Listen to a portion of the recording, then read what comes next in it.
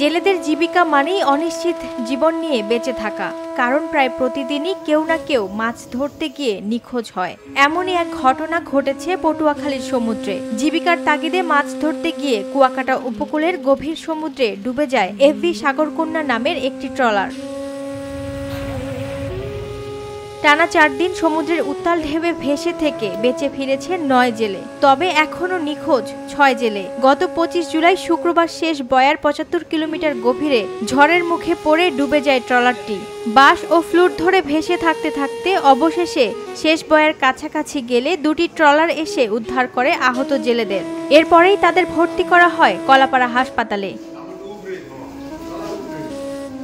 জীবনযুদ্ধ থেকে ফিরে আসা এই জেলেরা এখনও আতঙ্কিত। আর যারা হারিয়ে গেছে তাদের পরিবার এখন শুধুই অপেক্ষার প্রহর গুনছে।